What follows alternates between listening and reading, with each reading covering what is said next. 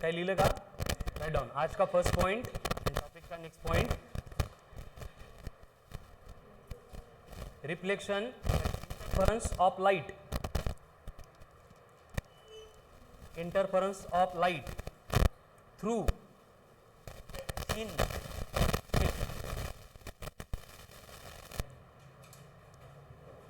Refraction नहीं, interference of light through thin film. Film कळतं का? Of thickness t, of thickness t and radius of नहीं, refractive index mu. Thickness t and refractive index mu. देखो इंटरफेरेंस के लिए condition क्या होती है? सुपरपोजिशन होना चाहिए. कितना सुपरपोजिशन? 2 और मोर लाईट वेव्स का. ठीक आहे, पाणी प्यायलाच येतं की इथं आले नाही केलं सुरू. ठीक आहे, उद्यापासून लेक्चरच्या अगोदरच पाणी पिणं बंदच करतो. पाणी पिणं तुमचं काय?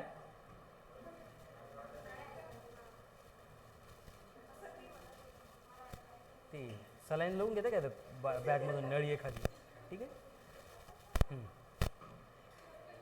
इंटरफेरेंस के लिए क्या रिकॉर्ड होती है, क्या कंडीशन होती है? सुपरपोजिशन होना चाहिए. सुपरपोजिशन कब होगा? जब मीडियम के किसी भी पॉइंट के ऊपर 2 और मोर लाइट रेज साइमल्टेनियसली इंसिडेंट होगी. ठीक है, तो उसके हम डिफरेंट केसेस देख रहे हैं. पहले प्लेन इंटरफेरेंस रिलेटेड डिस्कशन किया, बाद में वही इंटरफेरेंस यंग्स ने जैसे एक्सप्लेन किया था उसका एक्सप्लेनेशन स्टडी किया, एंड लास्ट पॉइंट जो था उसमें हमने सेम एक्सपेरिमेंट जो फ्रेस्नेल ने स्टडी किया था, ऑब्जर्व किया था, उसको डिस्कस किया. ठीक है, नाउ नेक्स्ट अभी भी हम इंटरफेरेंस पढ़ेंगे, बट इंटरफेरेंस कहाँ से होगा? बाय प्रिज्म में से नहीं होगा. ये इंटरफेरेंस स्लिट में से नहीं होगा. कहाँ से होगा? एक थिन फिल्म होगी. ठीक है, ये फिल्म है, इसकी थिकनेस है टी.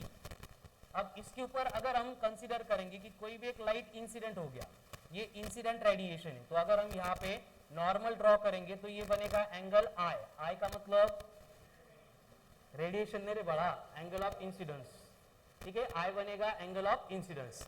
तो अगर ये थिन फिल्म जो ट्रांसपेरेंट है, इसके ऊपर अगर लाइट रे इंसिडेंट होता है तो यहाँ पे क्या होगा? पार्शियली लाइट का रिफ्लेक्शन होगा एंड पार्शियली लाइट का रिफ्रैक्शन होगा.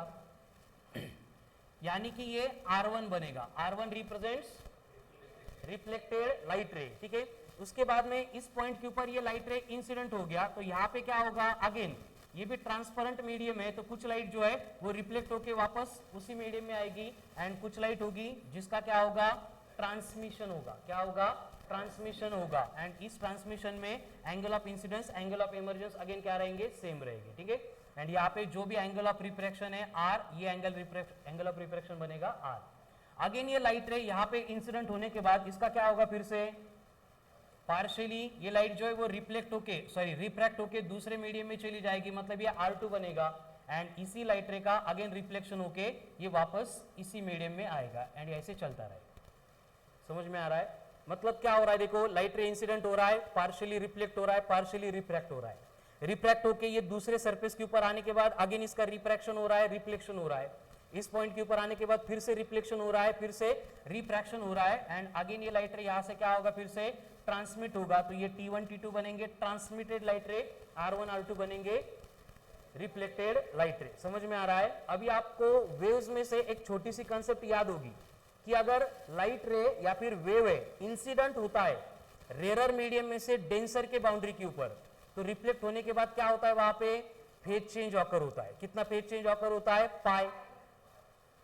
लेकिन लाइट रे या फिर वेव, ट्रांसवर्स वेव, अगर डेंसर में से रेयर पे इंसिडेंट होता है, रिफ्लेक्ट होता है, तो वहां पे कोई भी फेज चेंज ऑकर नहीं होता है. ठीक है, नहीं आठवत तुम्हाला, आई नो, बट लक्षात ठेवा. ठीक है, ट्रांसवर्स लाइट रे या फिर लाइट रे या फिर वेव अगर रेयर से डेंसर के ऊपर इंसिडेंट होता है तो रिफ्लेक्ट होने के बाद फेज डिफरेंस कितना होगा? पाई होगा. लेकिन डेंसर से रेयर मीडियम के ऊपर आने के बाद अगर रिफ्लेक्ट हो रहा है तो वहां पे कोई भी फेज डिफरेंस नहीं होगा. क्लियर है? तो अभी हमें यहाँ पे इंटरफेरेंस स्टडी करना है. तो इंटरफेरेंस के लिए यहाँ पे क्या होगा? पहले लाइट रे रिस्पॉन्सिबल रहेंगे. प्रथमेश उद्या करू नको बेटा तू लेक्चर मॉर्निंगचं, ते डोळे कसे झाले तुझे? R1 एंड R2 क्या है? यहाँ पे रिफ्लेक्टेड लाइट रेज है. R1 एंड R2 क्या है? रिफ्लेक्टेड लाइट रे. एंड T1 एंड T2 कौन है? ट्रांसमिटेड लाइट रेज है. ठीक है, तो यहाँ पे क्या होगा? R1 एंड R2 इनके बिटवीन भी इंटरफेरेंस होगा, T1 एंड T2 इनके बिटवीन भी इंटरफेरेंस होगा। क्लियर है? तो हम वन बाय वन स्टडी करेंगे। फर्स्ट पार्ट में हमें डिस्कशन करना है रिफ्लेक्शन, सॉरी रिफ्लेक्शन नहीं, interference, interference by reflected system. जो भी रिफ्लेक्ट होने वाली लाइट रे की सिस्टम है उसकी वजह से होने वाला इंटरफेरेंस हमें देखना है। ठीक है, तो अभी कंडीशन क्या है देखो, एक लाइट रे जो है R1 ये यहां से रिफ्लेक्ट होकर डायरेक्ट इस मीडियम में वापस आ रहा है, लेकिन दूसरा जो लाइट रे वो इस R1 वाले लाइट रे से कुछ ना कुछ एक्स्ट्रा पाथ कवर कर रहा है। समझ में आ रहा है? इसका मतलब R1 एंड R2 में क्या बनेगा, परत एकदा R1 है, R1 जितना पाथ लेंथ कव्हर कर रहा है R2 उससे ज्यादा डिस्टन्स कव्हर कर रहा है। R2 कुठून आला कळतो का, इथं आला आणि मग इकडे गेला। मतलब R2 जो डिस्टेंस कवर कर रहा है R1 से कैसा है, ज्यादा है। समझ में आ रहा है? मतलब दोनों लाइट रे में क्या है, यहाँ पे किस में डिफरेंस, पाथ डिफरेंस माना ना, फेज डिफरेंस क्यों इंड्यूस्ड होता है, बिकॉज ऑफ पाथ डिफरेंस। तो दोनों लाइट रे में क्या है, यहाँ पे पाथ डिफरेंस है। समझ में आ रहा है? तो ये पाथ डिफरेंस कितना होगा पहले ये फाइंड करना पड़ेगा, कितना होगा।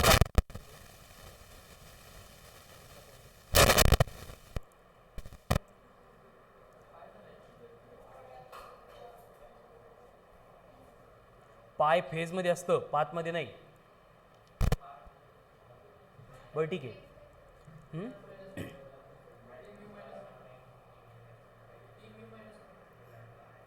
टी इन ब्रैकेट म्यू -1 बाळा ती शिफ्ट असते इंटरफेरेंस फ्रिंज पैटर्न में।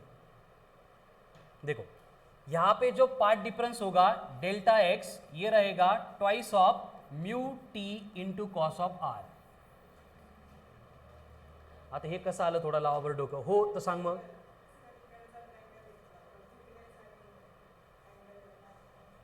मग हे हायपोटेन्यूस भेटला दोघांचा, कोणता ट्रायंगल कन्सिडर करू, हा ट्रायंगल, बरं केला। मग हा ट्रायंगल घेऊ का, त्या ट्रायंगल मध्ये काय, थॉमस रोम्बस, म्हटलं थॉमस कुठून आणला,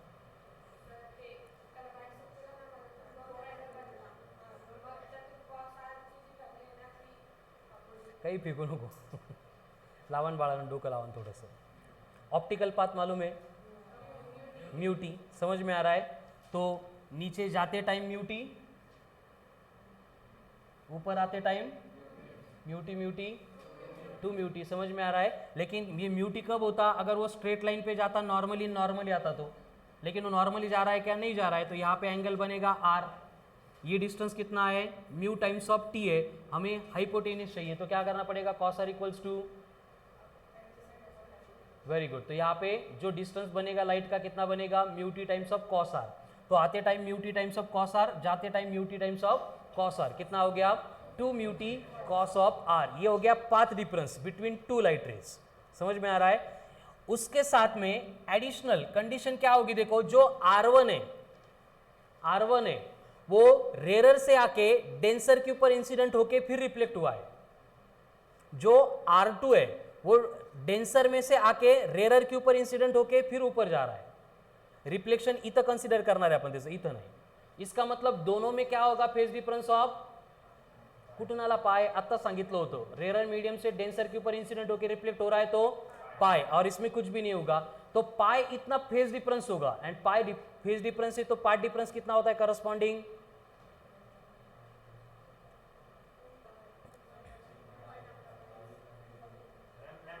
लैम्बडा बाई 2 कितना होता है, लैम्बडा बाई 2। क्लियर है?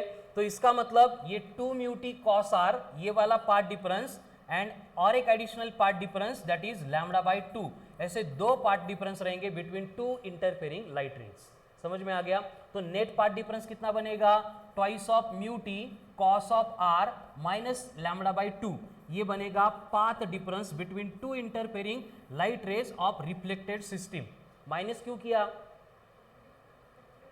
क्योंकि पाई किसके लिए है, R1 के लिए, तो उसका पार्ट डिफरेंस λ/2 होगा। दोनों एक ही लाइट रे के होते तो ऐड करते, दोनों डिफरेंट, दोनों अलग अलग लाइट रे के, इसलिए क्या किया मैंने, सब्सट्रैक्ट किया है। तो पार्ट डिफरेंस कैसे आ गया, समझ में आ गया, 2 μt cos of r minus λ/2। अभी इंटरफेरेंस होगा मतलब क्या होगा, एक तो कंस्ट्रक्टिव इंटरफेरेंस होगा मतलब मैक्सिमा, एंड मैक्सिमा प्रोड्यूस हो रही है तो उसके लिए कंडीशन क्या होती है मैक्सिमा के लिए, ये जो पाथ डिफरेंस होगा 2 μt cos of r minus λ/2 equal to रहेगा इवन मल्टीपल्स ऑफ λ/2 यानी n टाइम्स ऑफ लैम्बडा।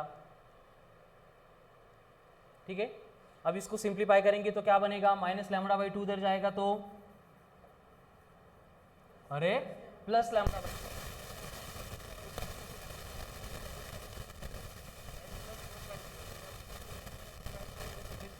मिलेगी 2n+1 into λ/2। ये होता है कंडीशन फॉर मैक्सिमा और कंस्ट्रक्टिव इंटरफेरेंस और bright fringe in case of reflection, that in case of interference by reflected. अभी same part repeat करेंगे फॉर डिस्ट्रक्टिव इंटरफेरेंस। इंटरफेरेंस से minima है तो उसके लिए कंडीशन क्या है, ये 2 μt cos of r minus λ/2 equals to क्या रहेगा, 2n माइनस 1 टाइम्स ऑफ λ/2 रहेगा। आगे इसको सिंप्लीफाई करने के लिए तो क्या होगा, λ/2 कॉमन लेंगे तो सिंप्लीफाई होगा तो इक्वल टू बचेगा n इंटू लैम्बडा। ठीक है, यानी कि डिस्ट्रक्टिव इंटरफेरेंस के लिए कंडीशन बन गई 2 μt cos of r equals to n into lambda. बस इतना ही है। थिन फिल्म से रिफ्लेक्शन सॉरी इंटरफेरेंस बोलेंगे बाय रिफ्लेक्टेड सिस्टम, तो उसके लिए दो ही इक्वेशन, एक कंस्ट्रक्टिव का दूसरा डिस्ट्रक्टिव का। पार्ट डिफरेंस कितना है, 2 μt cos r। फक्त उल्टा काय होतं, जनरली जो कंस्ट्रक्टिव के लिए n लैम्बडा होता है यहाँ पे 2n+1 इंटू λ/2 बना, जो डिस्ट्रक्टिव के लिए 2n+1 λ/2 होता है यहाँ पे डिस्ट्रक्टिव के लिए क्या बना, n लैम्बडा बना। हो गया, write down.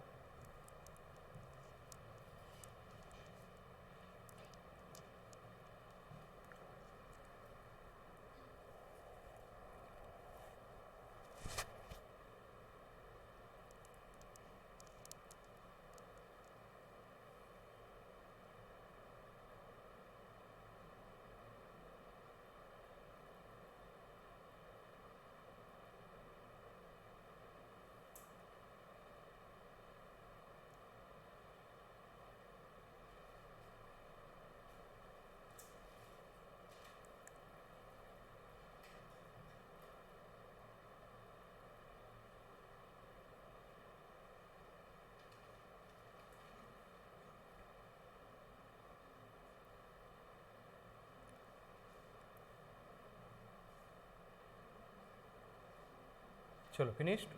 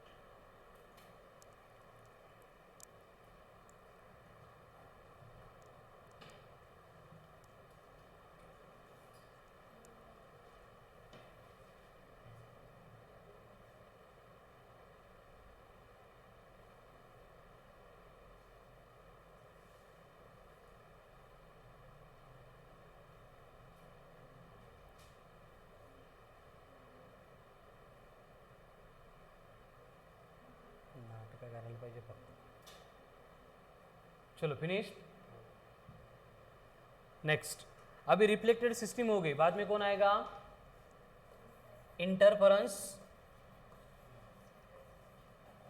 Very good, interference due to transmitted system, transmitted light ray की सिस्टम। अब ट्रांसमिटेड लाइट रे में क्या हो रहा है, देखो पाथ डिफरेंस तो सेम रहेगा, कितना रहेगा path difference, 2 μt cos of r, same process से, बट यहाँ पे लाइट रे का जो रिफ्लेक्शन हो रहा है वो डेंसर से आके रेयर के बाउंड्री के ऊपर हो रहा है, इसलिए कोई भी फेज चेंज ऑकर नहीं होगा। इसलिए कंस्ट्रक्टिव के लिए जो कंडीशन थी वो एज इट इज रहेगी, 2 μt cos of r is equals to n into lambda. And destructive के लिए जो कंडीशन है वो भी एज इट इज रहेगी, मतलब 2 mu t cos of r equals to 2n-1 times of lambda by 2। यहाँ पे कोई चेंज ही नहीं होगा। ये का कड़ा लगा, पार्ट डिफरेंस सेम ही है, लेकिन जो फेज चेंज होता था रिफ्लेक्शन में, यहाँ पे ट्रांसमिशन में क्या हो रहा है, रिफ्लेक्शन तो हो रहा है लेकिन रेयर के बाउंड्री के ऊपर हो रहा है, तो phase difference of pi occur नहीं होता है, इसलिए क्या होगा, पार्ट डिफरेंस बनेगा 2 mu t cos of r, बस इतना ही रहेगा। तो कंस्ट्रक्टिव के लिए n लैम्बडा, डिस्ट्रक्टिव के लिए 2n-1 into lambda by 2।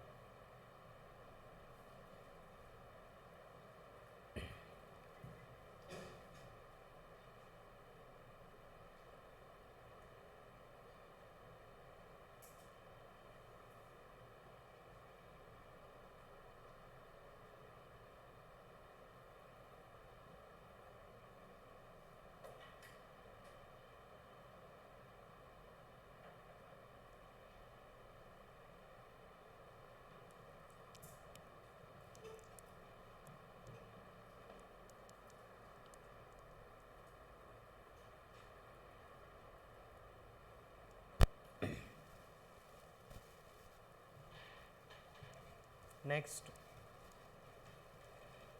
Interference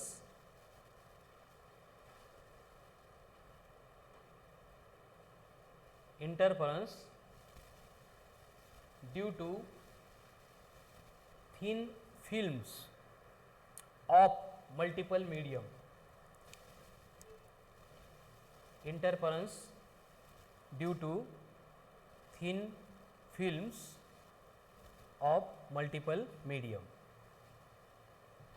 multiple medium मतलब अभी ऐसे जैसे यहाँ पे एक ही मीडियम था, एक को छोड़ के अगर ज़्यादा मीडियम देंगे, जैसे फॉर एग्जांपल 2 मीडियम की बात कर रहे हैं हम, तो यहाँ पे क्या हो रहा है, ये फर्स्ट मीडियम है, इसकी रिफ्रैक्टिव इंडेक्स है μ1, ये सेकंड रिफ्रैक्टिव इंडेक्स है इसकी, सेकंड मीडियम इसकी रिफ्रैक्टिव इंडेक्स है μ2, या फिर लाइट रे आ रहा था μ1 में से, तो ये बनेगा μ2, ये बनेगा μ3।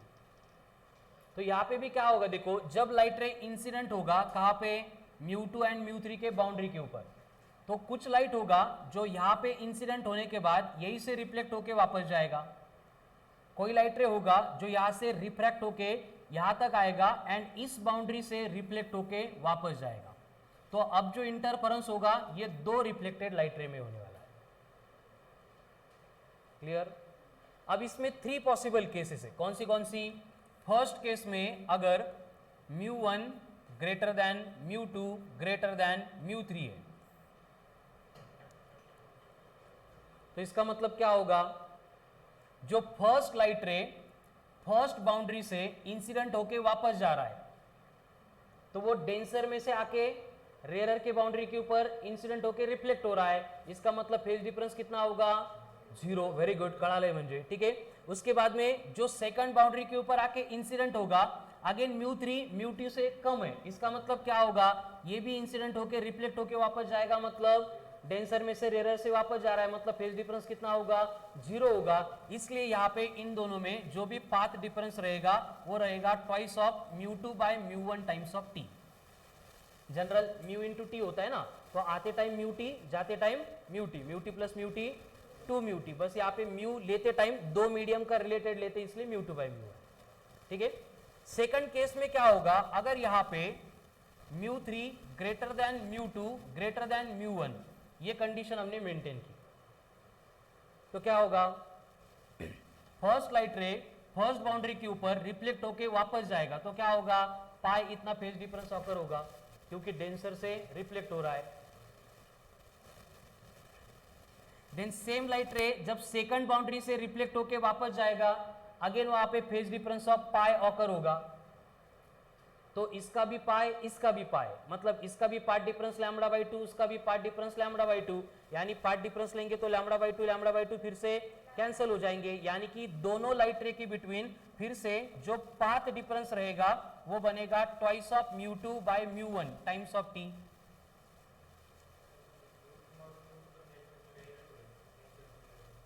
इथं नाही कन्सिडर करायचं आपल्याला, इथं कन्सिडर करायचं, इथं कन्सिडर करायचं, हे मध्ये जो फिरतोय तो त्याला काही फरक पडत नाही, एकच मिळणी देते, ठीक है। तो फर्स्ट केस में क्या हो रहा है, फेज डिफरेंस दोनों भी लाइट रे में नहीं है, इसलिए path difference 2 μ2 by μ1 times of t आ रहा है। सेकंड केस में क्या हो रहा है, दोनों में भी पाई पाई, इसलिए कैंसिल कर रहे हैं, तो अगेन पार्ट डिफरेंस कितना आ रहा है, twice of mu two by mu one into t आ रहा है। तो दोनों भी कंडीशन में अगर बात कंस्ट्रक्टिव इंटरफेरेंस की करेंगे तो वहां पे twice of mu two by mu one into t equals to बनेगा एन लैम्बडा। उसके बाद में अगर वहां पे डिस्ट्रक्टिव इंटरफेरेंस हो रहा है तो अगेन क्या होगा, twice of mu two by mu one times of t equals to 2n minus one into lambda by two. मतलब जो कंडीशन है वो एज इट इज एप्लीकेबल है, ठीक आहे। आता हे कुठून आलं Gayatri, n lambda 2n minus one into lambda by two, नाही कळालं, मागं कॉलम है ना तेव्हा डोकं फोडून घेतो। फर्स्ट डे से हम यही डिस्कस कर रहे हैं ना, कंस्ट्रक्टिव इंटरफेरेंस तो path difference n lambda, destructive interference तो path difference 2n minus one into lambda by two. जब नॉर्मल इंटरफेरेंस था तब वो कंडीशन ऑब्जर्व की, फिर वहां पे YDSE आ गया तो इक्वेट किया XD अपॉन कैपिटल डी से, काय ते सोडून हे कळालं तुला, आता ते 5 मिनिटांनंतर कळेल तुला, ठीक है, हो गया क्लियर। तो ये दो केस होती है, राइट डाउन।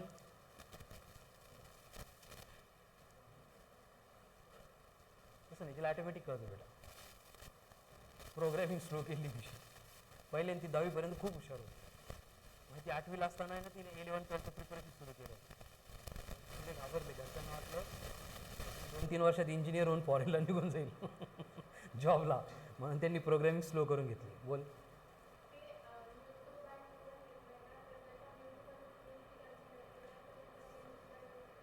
नाही म्यू टू बाय म्यू वनच, कारण फर्स्ट सेकंड मीडियमच्या रिस्पेक्टमध्येच आपण पार्ट डिफरन्स कन्सिडर करतो, पहिले दोन मीडियमच्या रिस्पेक्टमध्ये चालू। काय येऊन झालं की कळालं गायत्री? अरे अजून हे बघ, फर्स्ट लाईट रेच्या पाथ लेंथ मध्ये लॅम्बडा बाय टू ऍड केला, दुसऱ्या लाईट रेच्या पाथ मध्ये पण लॅम्बडा बाय टू ऍड केला, दोघांना सबट्रॅक्ट केलं, काय होईल मग? काय कळलं मग? ती दिशा तेच सांगत होती तुला, तू पाय काय विचारलं होतं, काहीतरी डाऊट? मग पाय फेज डिफरन्स असला की पाथ डिफरन्स किती येतो? लॅम्बडा बाय टू, कळाला आता?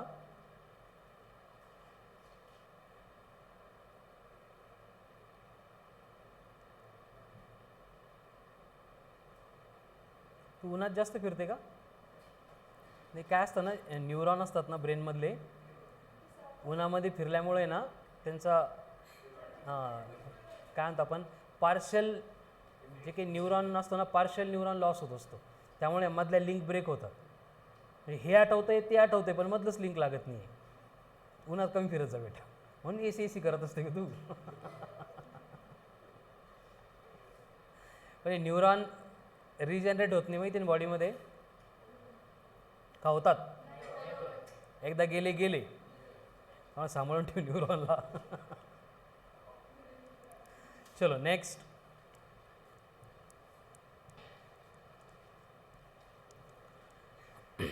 थर्ड केस और एक पॉसिबल है, कौन सी? कि सपोज मल्टीपल मीडियम हम इस तरह से कंसीडर कर रहे हैं कि इसकी रिफ्रैक्टिव इंडेक्स म्यू है, इधर भी एयर इधर भी एयर, तो अब क्या होगा बोलो?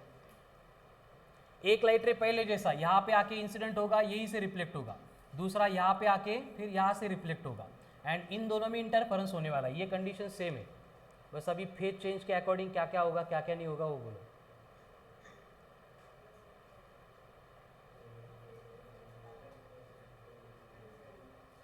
एवढं काय त्यात विचार करण्यासारखं, ये डेंसर से रिफ्लेक्ट हो रहा है तो पाई आएगा, ये रेयर से हो रहा है तो कुछ भी नहीं आएगा, मतलब दोनों लाइट रे में फेज डिफरेंस कितना आ रहा है? पाई आ रहा है, इसलिए बस कंडीशन रिवर्स होके जो हम अब तक कंसीडर करते थे ये ट्वाइस ऑफ म्यू टी रहेगा बस, क्योंकि म्यू वन म्यू थ्री तो यहाँ पे है नहीं, इज इक्वल्स टू बनेगा एन लैम्बडा, किसके लिए? अब डिस्ट्रक्टिव के लिए, एंड ये जो 2 म्यू टी रहेगा ये बनेगा 2n minus one into lambda by to, ये किसके लिए? कंस्ट्रक्टिव के लिए। बस थर्ड केस में ये कंडीशन रिवर्स होती है, चेंज होती है, कड़ा लो, हेड डाउन। तो आज हमने डिस्कस किया, क्या डिस्कस किया? इंटरफेरेंस। कौन सा इंटरफेरेंस? थिन फिल्म वाला, लाइट का नहीं, थिन फिल्म वाला। और उसमें से हमने देखा कि जब थिन फिल्म में लाइट इंसिडेंट होती है, पार्शियली रिफ्लेक्ट होती है, रिफ्रैक्ट होती है, ट्रांसमिट होती है, तो दो टाइप के इंटरफेरेंस हमने कंसीडर किए, रिफ्लेक्टेड सिस्टम के एंड ट्रांसमिटेड सिस्टम के। तो रिफ्लेक्टेड सिस्टम के लिए पार्ट डिफरेंस कितना था 2 mu t cos r, but additional phase difference pi हो रहा था, इसलिए कंडीशन बस रिवर्स हो गई, कंस्ट्रक्टिव का डिस्ट्रक्टिव बना, डिस्ट्रक्टिव का कंस्ट्रक्टिव बना। मतलब कंस्ट्रक्टिव के लिए condition 2 mu t cos r equals to 2n-1 into lambda by 2 and destructive के लिए कंडीशन n लैम्बडा। लेकिन जब ट्रांसमिटेड सिस्टम की बात आती तो वहाँ पे फेज डिफरेंस है ही नहीं, इसलिए कंस्ट्रक्टिव के लिए 2 mu t cos r equals to n lambda, destructive के लिए 2 mu t cos r equals to 2n-1 into lambda by 2। And वही अगर मल्टीपल मीडिया देंगे तो वहाँ पे क्या है कंडीशन, अगर μ1 ग्रेटर देन μ2 ग्रेटर देन μ3 है या फिर μ3 ग्रेटर देन μ2 ग्रेटर देन μ1 है, दोनों भी केस में क्या होगा 2 μ2 by μ1 t equals to n lambda constructive के लिए, 2 μ2 by μ1 into t equals to 2n-1 into lambda by 2 destructive के लिए। लेकिन अगर μ2 बड़ा है μ1 एंड μ3 से, μ1 μ3 इक्वल है, ये वाली कंडीशन है, तो वहाँ पे क्या होगा फेज डिफरेंस ऑकर होगा पाई का एंड 2 μ t इक्वल्स टू बनेगा n लैम्बडा फॉर डिस्ट्रक्टिव का। Very good. And 2 mu t equals to बनेगा 2n-1 इंटू लैम्बडा बाई 2 किसके लिए कंस्ट्रक्टिव के लिए। ठीक है, तो थर्ड केस में बस ये कंडीशन रिवर्स होती है। हो गया। नेक्स्ट म्हणजे इंटरफरन्स मध्ये लक्षात ठेवायचं की दोघांमध्ये फेज डिफरन्स 0 असेल तर कंस्ट्रक्टिव्ह इंटरफरन्स, फेज डिफरन्स पाय असेल तर हे आपण पहिल्या दिवसापासून डिस्कस करतोय तेच ॲप्लिकेबल है। ठीक है, पहले दोनों केसेस में फेज डिफरेंस था क्या, नहीं था, इसलिए कंडीशन सेम थी। लेकिन थर्ड केस में क्या हो गया, एक लाइट रे में फेज डिफरेंस आ गया पाई का, इसलिए कंडीशन कंस्ट्रक्टिव की डिस्ट्रक्टिव, डिस्ट्रक्टिव की constructive. Clear. Next, interference of light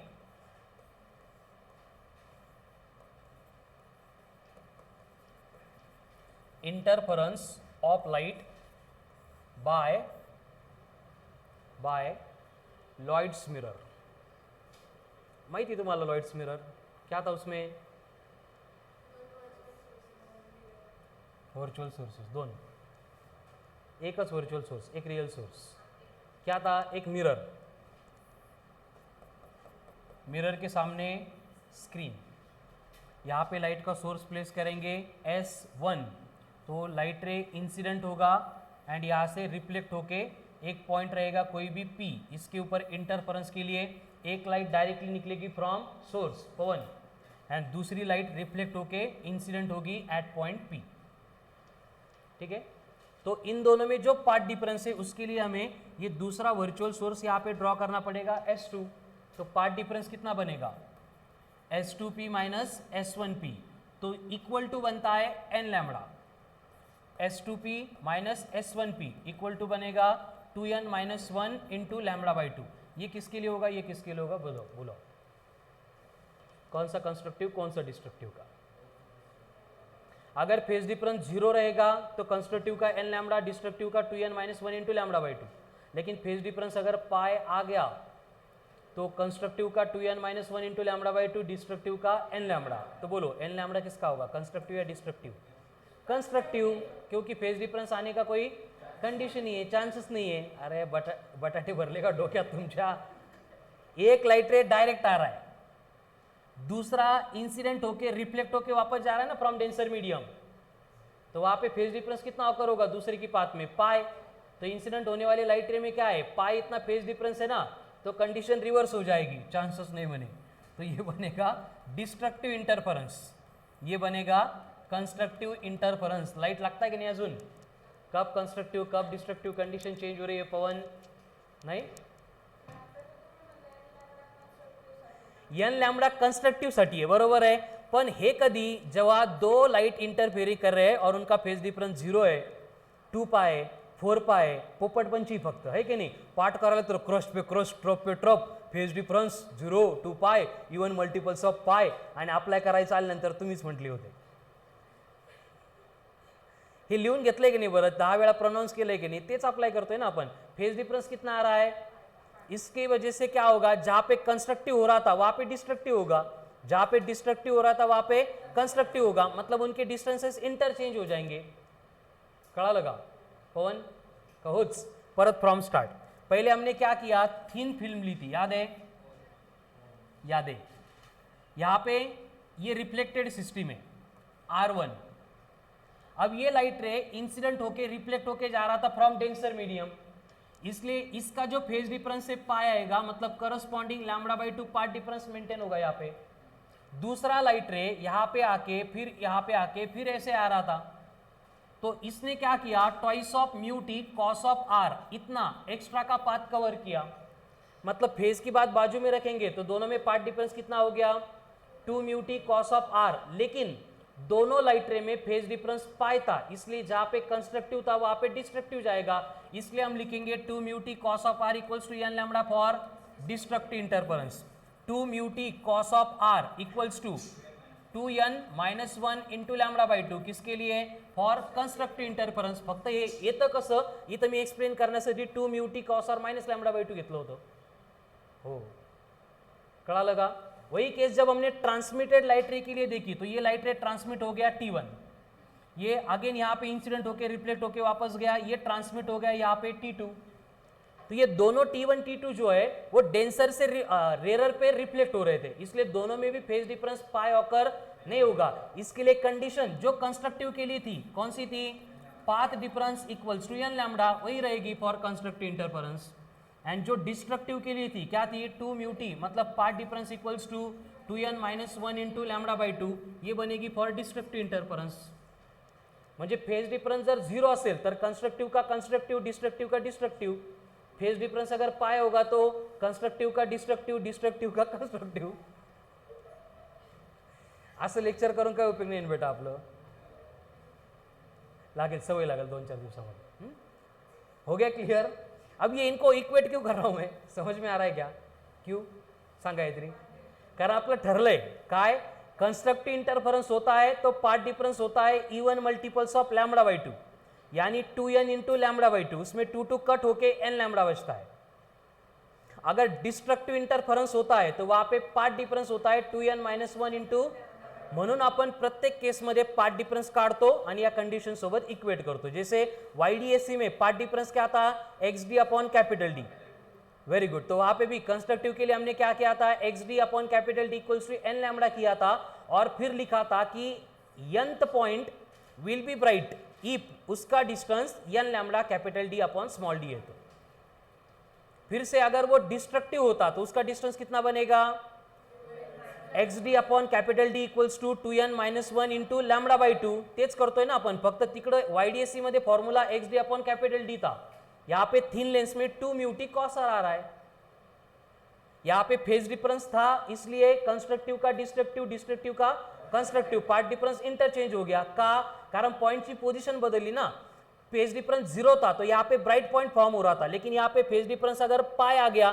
तो यहाँ पे कौन आएगा अभी, डार्क, तो इधर का ब्राइट ऊपर शिफ्ट होगा, इसलिए जो n लैम्बडा था वहां पे कौन फॉर्म होगा, अब डार्क फॉर्म होगा, कब, जब फेज डिफरेंस पाए तो।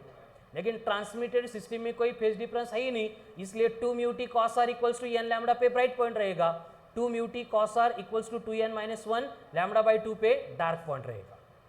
उसके बाद में हमने सेम कंडीशन अप्लाई की थी फॉर मल्टीपल मीडियम, उसमें हमने देखा था 2 मीडियम है जिनकी रिफ्रैक्टिव इंडेक्स μ1 एंड μ2 है, सॉरी μ2 एंड μ3 है, एंड इसमें से μ1 में से लाइट इंसिडेंट हो रहा है, तो आने वाला लाइट का पॉसिबिलिटी क्या है, एक तो यहां से ही रिफ्लेक्ट होके वापस जाएगा या फिर यहां पे आके रिफ्लेक्ट होके वापस जाएगा, ये नॉर्मल केस थी।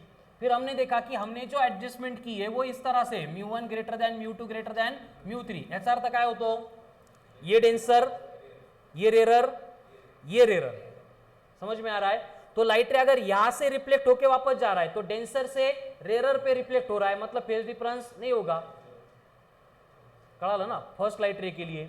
सेकंड लाइट रे भी कहां से आ रहा है, डेंसर में से आ रहा है, रेरर से रिफ्लेक्ट होके वापस जा रहा है, तो इसमें भी कोई फेज डिफरेंस नहीं होगा। अगर फेज डिफरेंस नहीं है तो डायरेक्टली हम लिखते हैं कि जो पाथ डिफरेंस होगा 2 μ2 by μ1 in this case that will be equals to n lambda, यहां पे ब्राइट पॉइंट ऑकर होगा, and 2 μ2 by μ1 into t equals to 2n minus 1 into lambda by 2, यहां पे डार्क पॉइंट ऑकर होगा। फिर से हमने कंडीशन को सेकंड केस में देखा कि अगर हमने μ3 ग्रेटर देन μ2 ग्रेटर देन μ1 ऐसे बना दिया तो वहां पे क्या होगा, ये डेंसर ये भी डेंसर, मतलब पहला लाइट रे रिफ्लेक्ट होके वापस जाएगा तो उसका फेज डिफरेंस रहेगा पाई, मतलब उसका पाई इतना फेज एडिशनल हो गया। दूसरा लाइट रे यहाँ से रिफ्लेक्ट होके वापस जा रहा है तो उसका भी फेज एडिशनल कितना है, पाई। तो फेज डिफरेंस लेंगे तो पाई माइनस पाई 0 हो जाएगा, यानी दोनों के बिटवीन का फेज डिफरेंस कितना हो गया, 0 हो गया। अगर ये 0 हो गया इसका मतलब path difference is equals to रहेगा n lambda for constructive interference and path difference equals to रहेगा 2n minus 1 into lambda by 2 for destructive interference. कोई चीज अगर नहीं होगी। लेकिन अगर सेम मीडियम हम इस तरह से प्लेस कर रहे हैं कि उसमें क्या हो रहा है कि एक मीडियम है एंड दोनों साइड में रेयर मीडियम है, बीच वाला कौन है, फक्त डेंसर मीडियम। तो यहाँ पे क्या होगा, एक लाइट रे जो यहाँ से इंसिडेंट होके वापस जा रहा है इसके लिए फेज डिफरेंस पाई होगा क्योंकि ये डेंसर से रिफ्लेक्ट हो रहा है। लेकिन जो यहाँ पे आके रिफ्लेक्ट होके वापस जा रहा है इसमें फेज डिफरेंस 0 है, एक में पाई एक में 0, तो डिफरेंस लेंगे तो पाई माइनस 0। मतलब फिर से अगर दो इंटरफेरिंग वेव्स के बीच फेज डिफरेंस पाई आ रहा है तो वहाँ पे क्या होगा, कंस्ट्रक्टिव के पॉइंट के ऊपर डिस्ट्रक्टिव होगा। इसलिए जो पाथ डिफरेंस होता है 2 म्यू टी ये बनेगा n लैम्डा और डिस्ट्रक्टिव इंटरफेरेंस एंड ये जो पाथ डिफरेंस है 2 mu t equals to 2n minus 1 into lambda by 2 ये बनेगा फॉर कंस्ट्रक्टिव इंटरफेरेंस। बड़ा लगा। उसके बाद में लाइट मिरर आएगी उसमें भी क्या हो रहा है, ये स्क्रीन ये पॉइंट ये डायरेक्ट आ गया, कोई फेज डिफरेंस नहीं, बट ये रिफ्लेक्ट होके डेंसर मीडियम से अगर आएगा तो इसका पाई फेज डिफरेंस है, मतलब इसके लिए पाई इसके लिए 0, तो फेज डिफरेंस पाई माइनस 0, मतलब दो इंटरफेरिंग वेव्स के बिटवीन का फेज डिफरेंस कितना है, पाई। इसलिए कंस्ट्रक्टिव के पॉइंट के ऊपर डिस्ट्रक्टिव फॉर्म होगा, यानी कि यहाँ पे कंडीशन बनेगी जो भी पाथ लेंथ होगी S2p minus S1p equals to n lambda, यहाँ पे डिस्ट्रक्टिव इंटरफेरेंस होगा and S2p minus S1p equals to 2n minus 1 into lambda by 2 जो है वहाँ पे कंस्ट्रक्टिव इंटरफेरेंस होता है। क्लियर?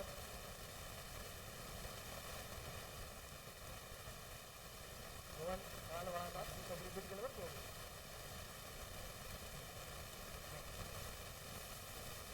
राइट मिरर हो गई, क्रिस्टल हो गया, थिन फिल्म हो गई, मल्टीपल मीडिया हो गया। अब कौन white light, YDSP with white light. White light का मतलब क्या होता है,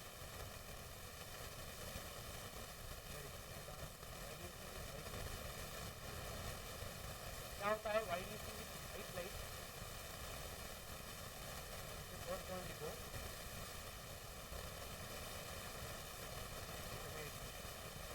सेंट्रल मॅक्झिमम कळतं। आता हे वर्ड थोडेसे ओळखीत झाले ना, नवीन काय वाटत नाही याच्यामध्ये। सेंट्रल मॅक्झिमम मतलब कळतं का, की S1 आणि S2 चा परपेंडिक्युलर बायसेक्टरवरचा पॉईंट तो ऑलवेज काय असतो, ब्राईट असतो। का ब्राईट असतो, कारण की ऑलवेज पाथ डिफरन्स 0 असेल तर पॉईंट विल बी ब्राईट। क्या लिखा है फिर, central maximum in YDSE Young's double slit experiment, central maximum in YDSE is independent of, central maximum in YDSE is independent of wavelength of light।